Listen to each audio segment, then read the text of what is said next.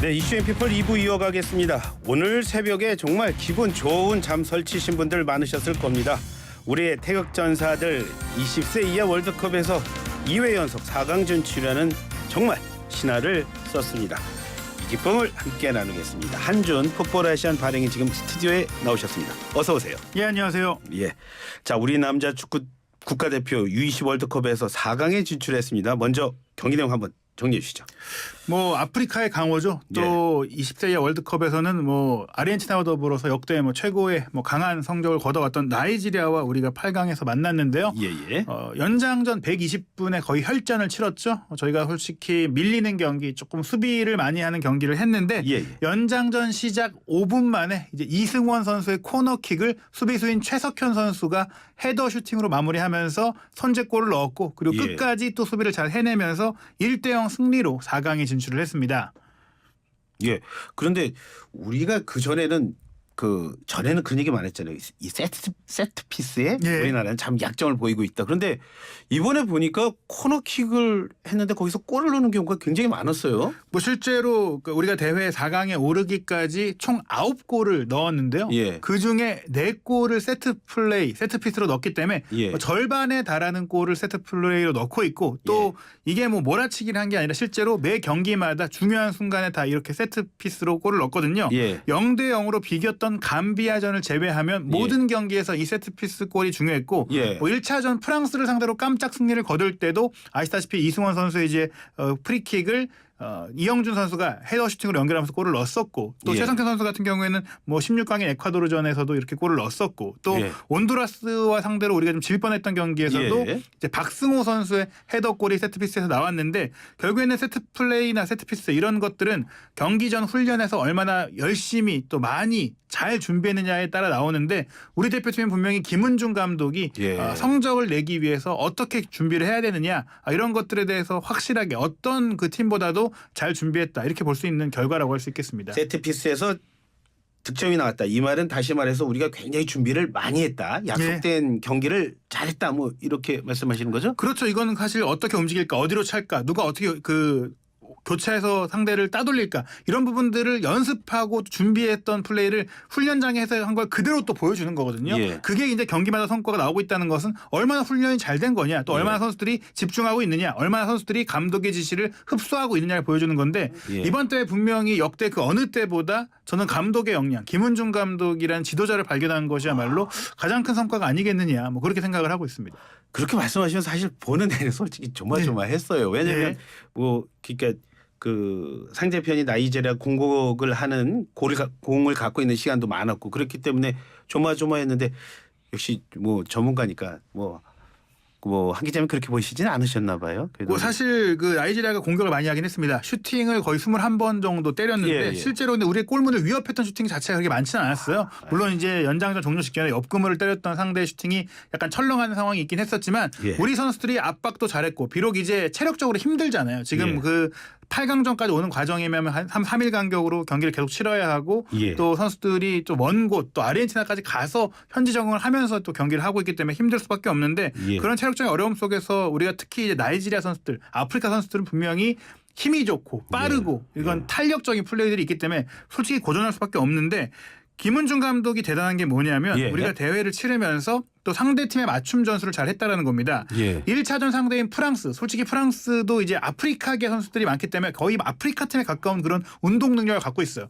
그 팀을 상대로 우리가 이제 20세 이하 아시안컵, 그러니까 월드컵 본선에 오르는 과정에 했던 축구는 4-1-4-1이라고 굉장히 공격적인 축구를 했었거든요. 그런데 이 프랑스와의 경기에서 우리가 수비형 미드필드인 강상윤 선수를 투톱으로 전진 배치를 하면서 오히려 수비적인 선수들을 앞에 배치해서 앞에서 상대를 압박하고 앞에서 괴롭히고, 또 미드필드 자리에는 수비수를 배치해서 또 그 수비 라인을 좀 두텁게 만드는 그런 전술을 썼었는데, 온두라스전은 또 다시 우리가 공격할 수 있는 4-3-3 포메이션을 사용하고, 또 16강 에콰도르가 남미에서 지금 가장 유망주를 많이 배출하고 있는 팀이거든요. 또 한 번 그 4-4-2 대형을 썼고, 이번 경기도 그런 이제 수비 선수들을 앞에 배치해서 압박하고 대비하는 이런 그 상대에 따라 그 어떤 선수를 어디에 기용할지를 바꿔가면서 썼었고요. 이런 예. 것들이 잘 통했다. 그러니까 우리가 수비를 하다 밀리다 역습을 했다 생각하시는데 상대가 우리보다 개인 기량이 좋고 또 예. 우리보다 강한 부분들이 있다면 그에 맞춰서 경기를 준비하는 건 당연한 거거든요. 예. 그런 것들이 감독이 해야 되는 부분인데 이번 경기는 말씀드린 대로 그런 판단들이 거의 적중하고 있고 예. 또 경기를 하다 보면 우리가 공격을 해야 될 때가 있잖아요. 예. 그 타이밍을 선제적으로 가져가서 교체를 했다. 이런 예. 것들이 굉장히 중요한 거죠. 아, 선수 그 감독이 준비를 잘했고 거기에 선수들도 잘 따라줘서 굉장히 준비를 잘한 대회였다 이렇게 보시는 거네요. 그렇죠. 체계적으로 상대에 대한 분석, 우리에 대한 그 현실 그리고 우리가 어떻게 우리가 갖고 있는 전력으로 최대한 높은 곳까지 갈 수 있느냐를 정확하게 좀 구현하고 있다 이렇게 볼 수 있겠습니다. 예. 근데 사실 뭐 지금 그렇게 말씀하시지만 그 전 대회 이강인 선수가 있었던 그 대회 그리고 그 전에 이승우 선배 예. 선수가 있었나요?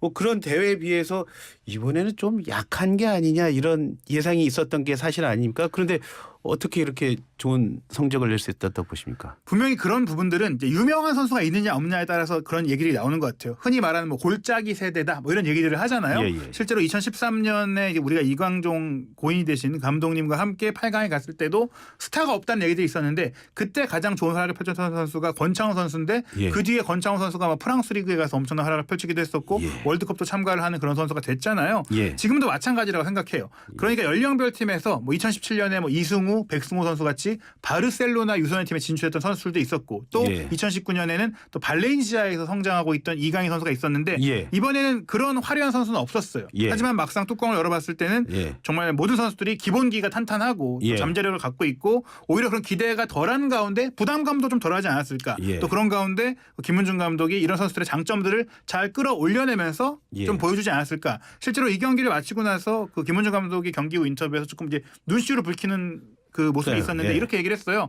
예. 대회 전에 우리 선수들의 잠재력조차 그 인정하지 않고 기대하지 않는 반응에 솔직히 마음이 아팠다. 그런데 이제 보여준 것 같다라고 얘기를 했거든요. 예. 이런 대회를 또 경험하면서 또 중요한 게 유소년 단계에서 어떤 경험을 하느냐 또 어떤 성과를 내느냐에 따라서 자신감이 생기고 그 자신감이 내가 다음 훈련, 다음 대회, 다음 어떤 경기에서 더 좋은 플레이를 하는데 반영이 되는데 이런 경험 자체가 이 선수들을 더 성장시킨다면 앞서서 말씀드린 스타가 없다라고 말씀하셨는데 이제 이 선수들이 스타가 되는 거죠. 모두가 다 스타다 이렇게 말씀하신 거잖아요. 그렇죠. 모두가 뭐 스타 모르겠어요. 그러니까 모두가 다 그런 초특급 스타라고 말씀드릴 수는 없지만 이 대회를 통해 자신이 미처 깨닫지 못했던 잠재력을 꺼내는 선수도 있을 것이고 이 성과를 통해서 더 큰 선수가 될 수 있는 선수가 분명히 있다라고 보는 거죠. 다 잘하던데요. 저는. 예, 모든 선수들이 잘해주고 있습니다. 예, 예.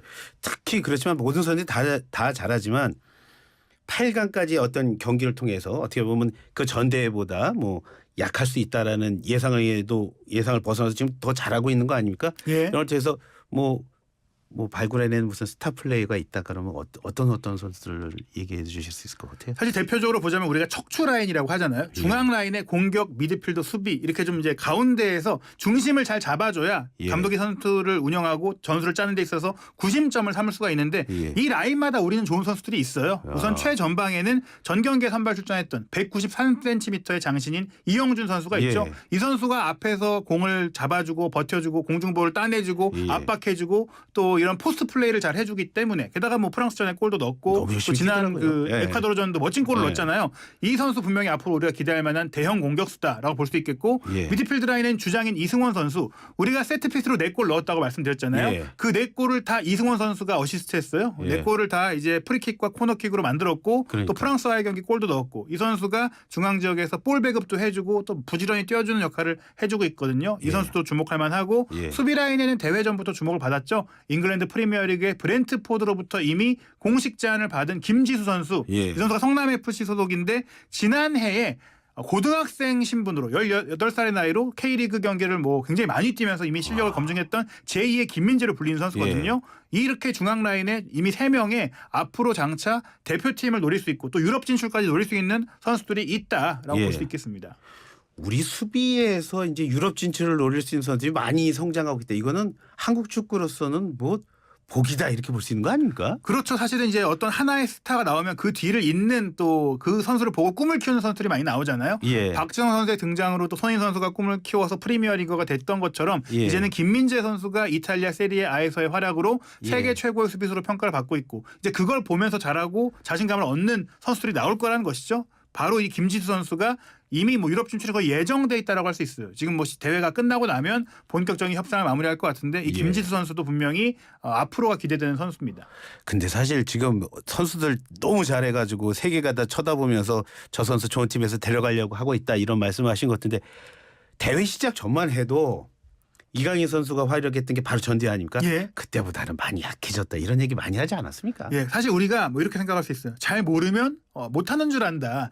뭐 실제로 뭐 우리 선수들이 이전에 그 세대보다 K리그에서 경기를 덜 치른 것도 맞아요. 경험이 적었던 것도 맞고요. 하지만 분명히 최근에 K리그의 흐름에서 조금 이제 베테랑 선수들이 더 앞서갈 수 있는 부분들도 있고 K리그 전반에 좀 어려운 부분들도 있고 또 코로나19로 인해서 이 어린 나이의 세대들이 많은 경험을 하지 못하는 국제대회를 경험하지 못했기 때문에 더 조명받지 못했을 수 있다. 이런 부분들도 있거든요. 예. 분명히 지금 말씀드린 선수들도 있고 또 이 대회를 통해 뭐 성장하고 있는 선수들도 있어서 예. 저는 이렇게 말씀드리고 싶어요. 잘 몰랐기 때문에 잘하는지 예. 몰랐던 거 아니냐. 지난 20세 이하 아시안컵 때도 우리가 물론 좀 아쉬웠던 경기들도 있지만 거기서 번뜩이는 플레이를 했던 선수들이 꽤 있었어요. 또 이제 예. 배준호 선수라고 에콰도르와의 경기 1골 1도움 할 때 화려한 플레이를 했던 이 선수 역시도 뭐 사실 원래는 대회전에 에이스로 꼽혔던 선수거든요. 예. 대회 초반에 부상 때문에 조금 이제 고생했던 것뿐이지 많은 그 잠재력 갖고 있는 선수들이 이번 대회에 충분히 있다. 저는 이번 대회 이후에 이 선수들이 더 많은 것들을 보여줄 수 있다고 생각을 합니다.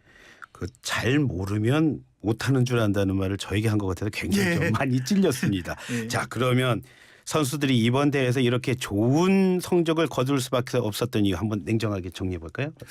저는 역시 지도자가 중요하다고 생각해요. 그 아이들도 학생도 그러잖아요. 어떤 선생님을 만나냐에 따라서 인생이 예. 달라진다. 뭐 박지성 선수에게 퍼거슨 감독이 있었고 또 손흥민 선수에게도 예. 뭐 무리뉴 감독이나 뭐 전에 포체티노 감독이나 이런 감독들이 나의 능력을 알아봐주고 나를 어떻게 더 좋은 선수로 더 기능할 수 있게 해주냐 예. 이런 그 사람을 만나는 게 중요해요. 그런 사람을 못 만난 선수들이 잠재력을 갖고 있음에도 불구하고 좀 지는 경우들이 있는데 예. 저는 김은중 감독이 이렇게 선수들이 잘할 수 있게 만들었다. 우리가 21명이 이번 대회에 참가를 했는데 세 번째 후보 골키퍼를 제외하면 모든 선수들이 경기를 뛰고 있어요. 그리고 어떤 선수도 필드 플레이어 중에서는 전 대회, 뭐 전체라고 할 수 있겠죠. 모든 대회를 경기를 통틀어서 풀타임을 뛴 선수가 없다. 즉 여러 예. 선수들을 필요할 때마다 적재적소에 기용하면서 자신감도 주고 선수들이 예. 지치지 않게 만들고 있는 이런 운영 능력 이런 것들이 뭐 결국에는 성과로 나오고 있기 때문에 이 대회를 통해서 우리는 김은중이라는 지도자 앞으로 이제 더 많은 일을 할 수 있고 또 한국 대표팀의 감독까지도 저는 이제 성장할 수 있는 사람이라고 보거든요. 예. 김은중 감독에 대해서 더 조명할 필요가 있다라고 생각이 듭니다. 이제 욕심이 납니다. 이제 4강 상대가 지금 이탈리아라고 하는데 이탈리아 어떤 팀입니까? 뭐 이탈리아는 아시다시피 뭐 최근 두 번의 성인 월드컵에 참가하지는 못했어요. 예선 탈락을 했지만 그랬기 때문에 어린 선수들에 대해 투자하고 있고 또 이번 대회는 어떻게 보면 이제 이탈리아 세리아 무대에서 뛰고 있는 뭐 주전급 선수도 뛰고 있고 뭐 우승 후보라고 할 수 있겠죠. 특히 뭐 이 4강까지 오는 과정에서도 화끈한 플레이를 보여주고 있기 때문에 분명히 이탈리아는 쉽지 않은 상대긴 한데요. 우리가 지금까지 보여준 경기력이라면 충분히 또 이탈리아도 잡아볼 수 있지 않을까. 무엇보다 이탈리아가 조별리그에서 나이지리아한테 2대0으로 진 팀이에요. 예. 우리가 뭐 충분히 이탈리아를 뭐 잡을 수 있지 않을까. 그걸 기대할 수 있겠습니다. 이탈리아 꺾고 결승에 갈 수 있다 이런 말씀이에요. 예, 뭐 충분히 가능성이 있다고 생각하고요. 결승까지 예. 간다면 정말 우승까지도 뭐 기대할 수 있다.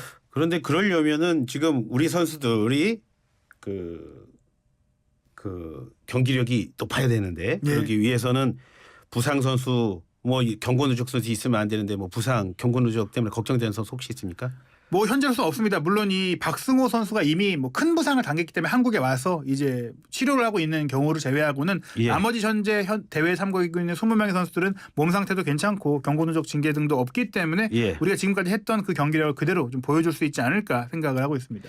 욕심이 납니다. 자 나머지 4강에 오른 나라는 어떤 나라들입니까?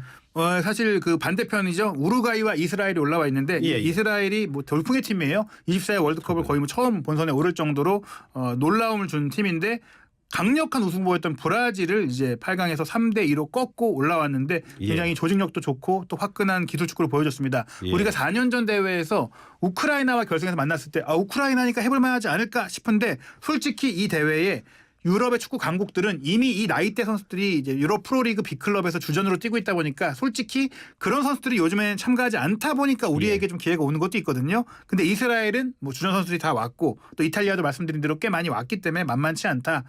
그리고 우루과이 같은 경우는 분명히 다른 남미 팀들보다 조금 뭐 아주 경계할 만한 전력이 아니기 때문에 우리가 이탈리아만 넘는다면 저는 개인적으로 우승도 가능하다고 생각을 합니다. 그 상대팀 이스라엘 우루과이 중에서 우리한테는 누가 유리한 겁니까? 한마디로 딱 정리하고. 우루과이가 좀 낫지 않을까 싶어요. 이스라엘은 분명히 기세가 좋고 예. 특히 브라질을 꺾었을 때 경기력이 워낙 좋았기 때문에 차라리 우루과이가 더 나을 수도 있다. 우리 선수들이 너무 잘하니까 그런 행복한 고민도 해봅니다. 네, 오늘 말씀 고맙습니다. 감사합니다. 예, 지금까지 한준 기자님과 함께했습니다.